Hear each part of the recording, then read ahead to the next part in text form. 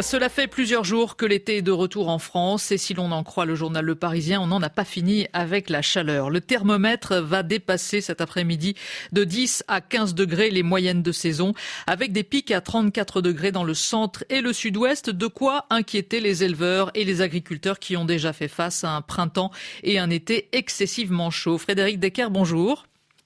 Bonjour. Merci d'avoir accepté notre invitation sur RFI. Vous êtes météorologue à Météo News et géographe. Alors tout d'abord, qu'est-ce qui explique cette vague de chaleur ? Cette vague de chaleur s'explique par le fait qu'un anticyclone se situe actuellement sur l'Europe centrale. Du coup, la France, notamment, se situe sur sa partie occidentale et résultat, donc dans le flux de sud, qui génère beaucoup d'air chaud en provenance directe d'Afrique du Sud et qui transite par la péninsule ibérique et qui donc ensuite arrive sur la France et sur une bonne partie de l'Europe occidentale, d'où ces températures extrêmes effectivement pour la saison. Alors, est-ce qu'on peut parler déjà d'une phase de canicule ? Pas tout à fait, parce qu'en fait, on a effectivement des températures très élevées l'après-midi, en particulier avec l'ensoleillement et cet air très chaud. En revanche, actuellement, on a des nuits beaucoup plus longues qu'au mois de juin, juillet ou qu'au mois d'août. Et donc, résultat, des températures qui peuvent descendre plus longtemps le soir et la nuit jusqu'au petit matin. Donc, résultat, on a des valeurs qui sont un petit peu sous les seuils de canicule les nuits prochaines. Donc, on ne parlera pas tout à fait de canicule, même si on pourra localement s'en rapprocher. Voilà, la canicule, c'est lorsque les températures ne baissent pas la nuit. C'est quand elle ne baisse pas la nuit au-dessous d'un certain seuil et qu'elle dépasse un certain seuil également l'après-midi selon les départements et au moins durant 3 jours et 3 nuits consécutifs. Alors, on parle beaucoup de records de température ces dernières années. Est-ce que ce sont de nouveaux records, alors particulièrement pour le mois de septembre, là ? On va certainement battre beaucoup de records, en tout cas pour une mi-septembre, mais aussi parfois pour le mois entier. Faut savoir qu'en général, les records du mois de septembre tombent plutôt en tout début de mois, entre le 1er et le 5, voire le 8 septembre.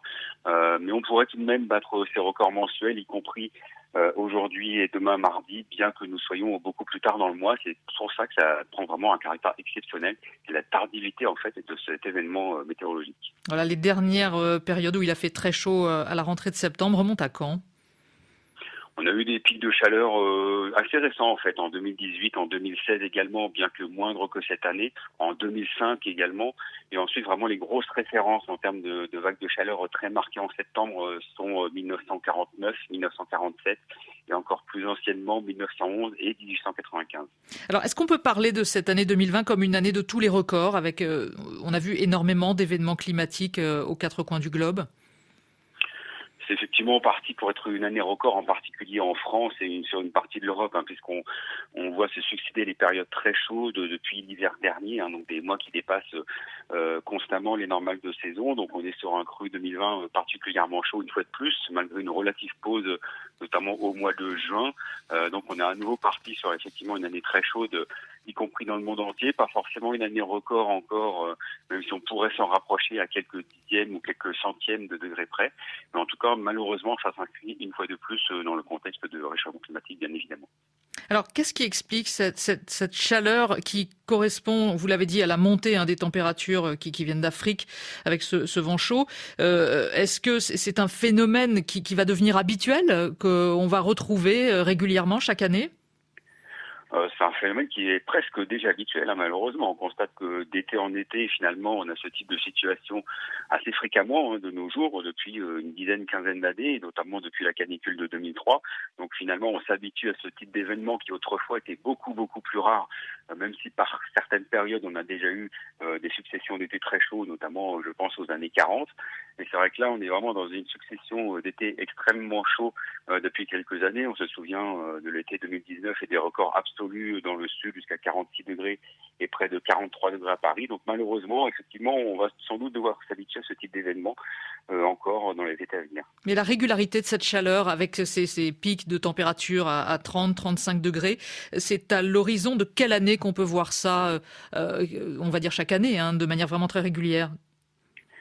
Très régulière, en fait, on est déjà dedans. Il faut savoir que c'est la 12e année consécutive, par exemple, que l'on dépasse les 35 degrés à Paris. C'était un événement qui ne s'était jamais produit jusqu'à présent, malgré des relevés très anciens sur la capitale, puisque les tout premiers relevés datent du milieu du XVIIe siècle. Donc là, on est vraiment déjà dans un phénomène totalement inédit en termes de canicule qui se répète d'année en année. Et c'est une série de 12 années qui risque malheureusement encore de se poursuivre. Donc on est déjà dedans, malheureusement. Et ça risque encore, malheureusement, de s'aggraver donc dans les années à venir, sur les 10, 15, voire 20 prochaines années. On peut considérer que l'été maintenant commence vers le mois de mai et se termine à la fin du mois de septembre?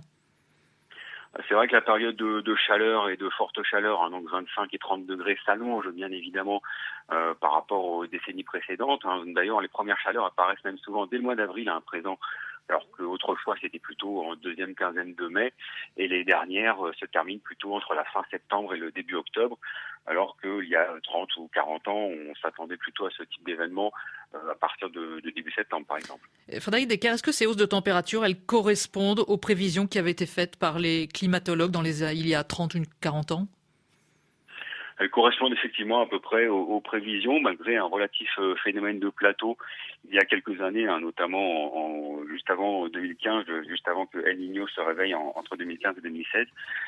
Donc il y a eu une petite période de plateau, donc avec un léger fléchissement, ralentissement en tout cas du réchauffement climatique à ce moment-là. Et depuis El Niño, par contre, c'est reparti à la hausse en accélération donc depuis 2016.